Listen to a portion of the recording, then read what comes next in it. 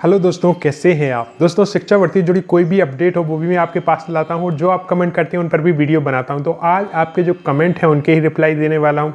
सबसे पहला कमेंट ये है कि वर्ग 1 का रिजल्ट आने के बाद जो आपकी प्रोसेस है वो कितनी जल्दी स्टार्ट होगी। साथ में बहुत से भाई बहनों ने ये भी पूछा है कि सर वर्ग 1 के नई भर्ती आ सकती है क्या। साथ में वर्ग 2 की तैयारी लगातार कंटिन्यू है और बहुत से लोगों ने सिलेबस भी कंप्लीट कर लिया है। मैंने आपसे कहा था कि आपका जो मेन सब्जेक्ट है 2018 का सिलेबस लें, वर्ग 2 का अपने मेन सब्जेक्ट की जो टॉपिक हैं वो कवर करते चलें। इससे आपके 80% से 90% तैयारी पहले से ही हो जाएगी। जब वर्ग 2 का नोटिफिकेशन जारी होगा एग्ज़ाम का, वहाँ तक आपकी तैयारी बेस्ट हो जाएगी।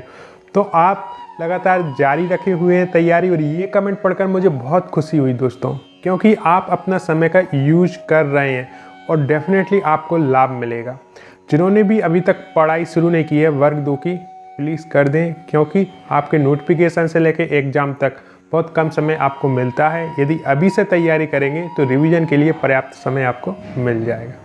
और एक क्वेश्चन ये भी आया था कि वर्ग 3 की फिर से एग्ज़ाम हो सकती है क्या, तो सभी की अपडेट देने वाला हूँ।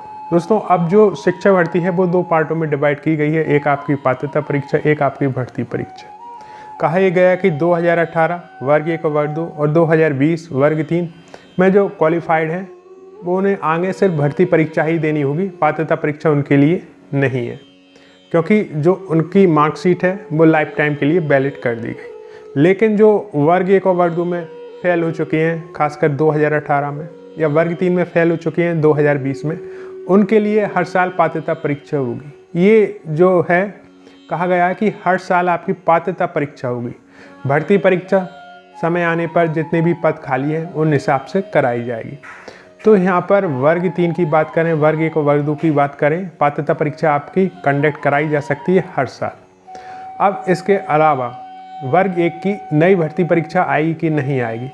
सबसे पहले अभी जो एग्ज़ाम हुए हैं उनका ही रिजल्ट घोषित होना है, फिर उनकी काउंसलिंग होनी है, और कम से कम 2 से ज़्यादा काउंसलिंग होती हैं, तो उनमें लगता है समय। और जब तक ये प्रक्रिया पूरी नहीं हो जाती, आपकी नई भर्ती जो वर्ग 1 की है उसे आने में समय लग सकता है।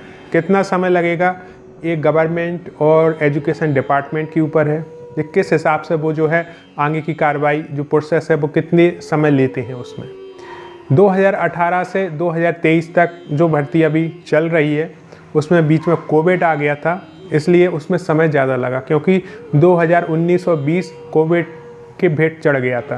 फिर 2021-22 में प्रोसेस शुरू हुई, जब जाकर 2021, 22 और 23 में ये ज्वाइनिंग हो पाई। और अभी भी काफ़ी पद खाली हैं जिनके लिए मांग चल रही है, और काफ़ी नामों की पुनरावृत्ति हुई है।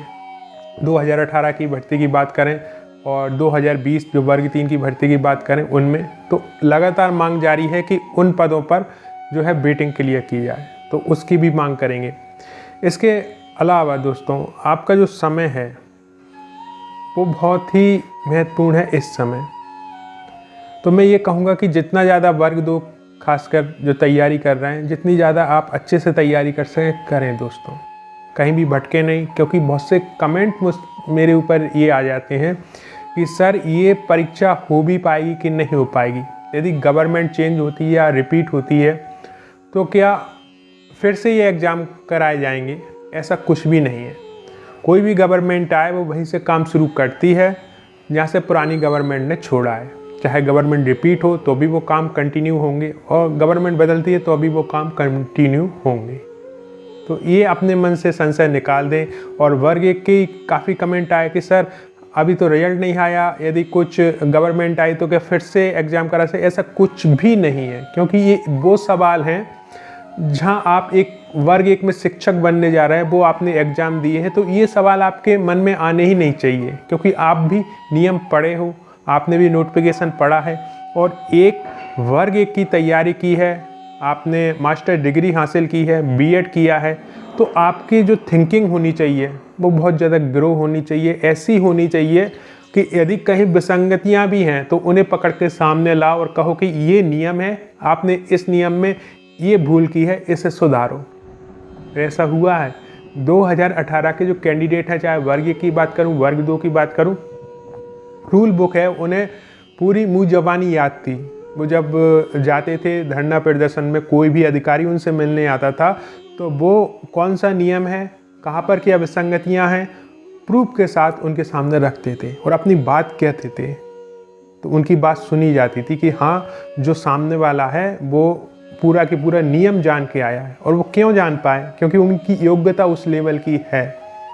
वो मास्टर्स किए हुए हैं, बीएड डिग्रीधारी हैं, तो उनकी योग्यता है। तो आप डरे हुए हो इसलिए मन में संशय आ जाते हैं, लेकिन डरने की आवश्यकता नहीं है।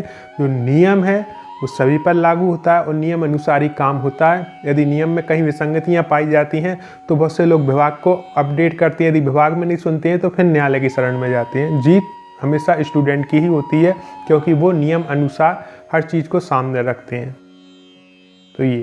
तो अभी आपकी जो भी तैयारी चल रही है उसे कंटिन्यू रखें। वर्ग 1 वाले बिल्कुल भी मन में संशय न लाएं। आपका रिजल्ट भी घोषित होगा, उसके बाद आपकी ज्वाइनिंग की प्रक्रिया भी जल्दी शुरू होगी।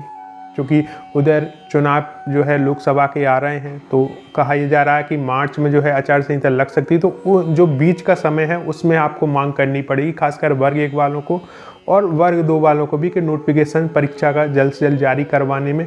तो ये आपके ऊपर रहेगा कि इन महीनों का ये यूज आप कर सकते हो। साथ में जो पढ़ाई है वो कंटिन्यू रखनी ही रखनी है।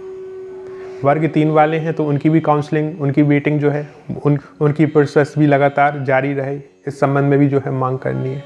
कुल मिलाकर एक्टिव भी रहना है, पढ़ाई भी रखनी है और पॉजिटिविटी के साथ आगे बढ़ना है। क्योंकि ये वो चीज़ है कि एक बार आप गवर्नमेंट सेक्टर में पहुंच गए तो आपके पास वो पावर आ जाएगी जिससे आप जो बच्चे हैं उनका भविष्य बना सको।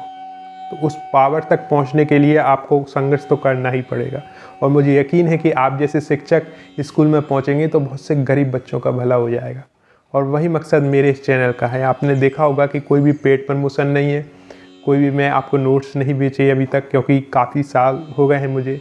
सिर्फ एक ही मकसद रहा है कि आप जैसे जो टैलेंटेड टीचर्स हैं वो गवर्नमेंट सेक्टर में पहुँचें और जो गरीब बच्चे हैं उनका भला कर सकें, उनके सपनों को पंख दे सकें, जिससे कि वो खुले आसमान में उड़ सकें। और पंख देने वाले तो आप ही हैं। तो मैं यही कहूँगा कि अपने भविष्य के लिए नहीं, देश के भविष्य के लिए संघर्ष करें, आगे बढ़ें। आपको सफलता जरूर मिलेगी। धन्यवाद।